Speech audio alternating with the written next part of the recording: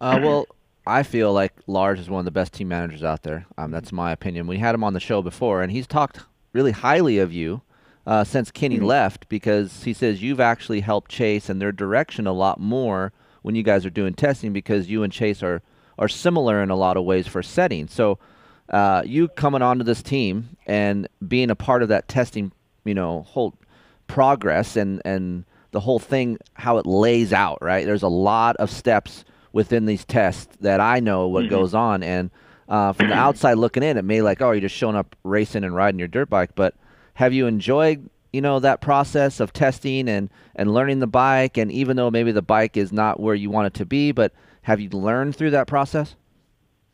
Oh, huge. Yeah. I mean, I wouldn't even necessarily say it's not where I want it to be. It's just, dude, the Honda characteristic. Like everybody that's successful on the Honda and that has been in this Honda family, like even Trey, he's a test rider for Honda. He's rode Hondas pretty much his whole career.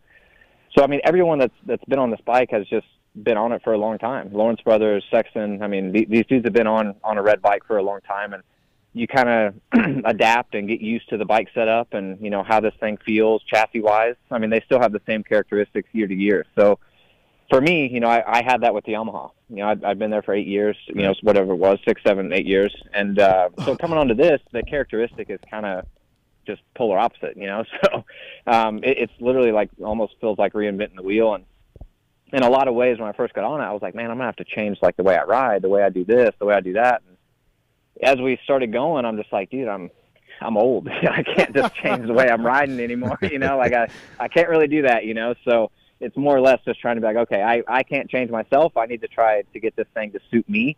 And however I need to go about doing that is the way we need to do it. But dude, it's been so much fun. Like just learning bikes and how these teams work and just how much stuff you can do and the direction you can go. And I mean, you can kind of go down a rabbit hole sometimes for sure and get a little lost. So it's been good for us, dude. We've retested things a few times now, revisited things that we tried earlier that I was like, okay, this didn't work, but we weren't quite up to speed yet either. So it might work now. So it's just, it's been a blast, honestly. And like I said, they've been pretty awesome to work with. I knew Shane Drew a little bit from the Yamaha days. So he's had a big role in this, and even Hutch on the 250 side. I've known him for a really long time, being Bogus mechanic, and like I said, just really really good group of dudes. So it's made the whole process actually really fun. When normally testing can be Right. almost a drag sometimes, it's Yeah. honestly it's been awesome for me learning a lot for sure. So we learned that you're an ass in low kind of guy. You liked your bike coming into the Honda world. You liked your ass in low coming from the Yamaha, and then now you Yeah, have a bike that is front biased, and yeah. so I'm sure that was something to get used to. So what is for the people out there because we're all geeks about bikes. So what is the main difference coming? And you rode the 450 Yamaha as well. What's the big Yeah. difference just coming from your factory Honda to that Star Yamaha? I mean, it's so hard to say with this new Yamaha. Obviously, haven't rode this one, but the old one, I did a lot of that base testing for Star when they took that team over from factory Yamaha, and their process when they did it was okay. Let's build this bike as fast as we can possibly build it, but make sure it's like usable power. Hmm. Then, okay, let's make the bike as fast as we can do it. Let's tame it back from there. But then let's make it as light as we can possibly do it. So then we can actually have somewhat of a comparison to the 250. So that's what they did. Hmm. And it worked phenomenal. I mean, it's just the way that they did that and that process of elimination. And it was cool for me to be a part of it.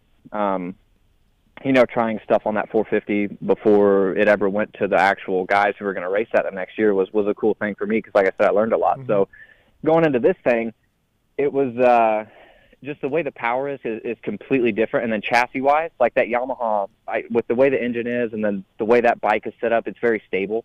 Front to back, it doesn't have a whole lot of that weight transfer feel, like getting on the brake, it doesn't slam forward, getting on the gas, it doesn't yank everything back into the shock and make the front end feel super light. It, to me, just is a stable bike. And coming to the Honda, like it just has a lot of front end traction, Hmm. and I felt like not near enough rear end traction. So, you get on the brakes really hard, especially with the way they had this bike set up. It would kind of dive on you in the front, and then you would go a little bit past quarter throttle and go to half, and then we would start to light the rear wheel up, and we couldn't get enough traction to actually meet the throttle. So it was like it had so much power, but it wasn't usable power because we were sitting there spinning. We weren't actually getting traction to the dirt and moving and going forward with it. So that's still kind of the battle that we're facing a little bit, where sometimes I don't know if it's as much chassis or, fork and shock combo. It's maybe a little bit more the way the power delivery is on this thing, because the bike is so rideable and it's so good,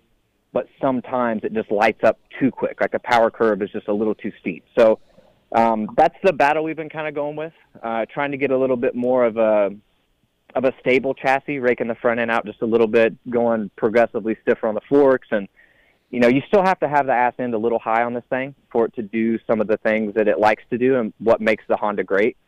You can't really sink it too low in the rear like I had when we first started. But like I said, it's a really, really good bike. It's just right now we're in that zone of trying to find that perfect happy medium on the power to also the chassis being stiff, but not too stiff to where it's not rideable. Right. And then the rear not too high to where I feel like it's just kind of smacking in the ass a little bit. So I feel like we're in a really good zone right now, though. We've done a lot of work to try and get that thing a little bit more rideable.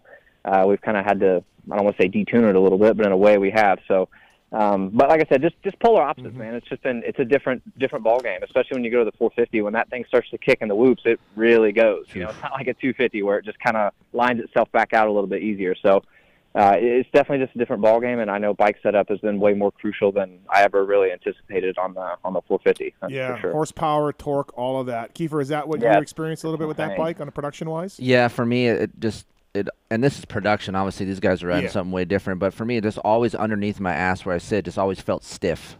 And I lost traction because of that. So if I was coming out of a corner, it would move side to side on me a little bit quicker than other bikes, just because it kind of it would deflect a little bit. And then on the production world, the power is pretty smooth, especially the Works Edition. But just from that pivot, swing arm pivot back, it just feels firm, and I just have a little bit of lack of traction.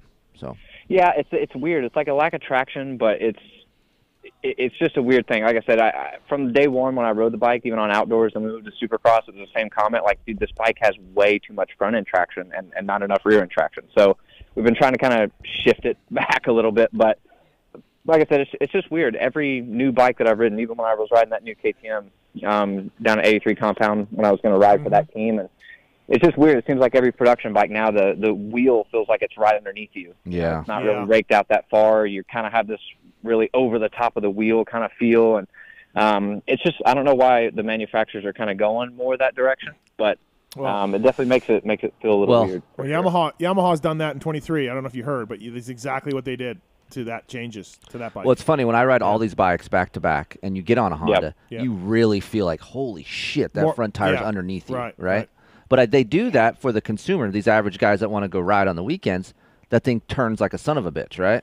So these guys feel like heroes. So someone else asked me. Someone asked me about the new Yamaha and the changes they made, and I was like, "Look, man, I really think they did this for Supercross. I think they did this for the Supercross.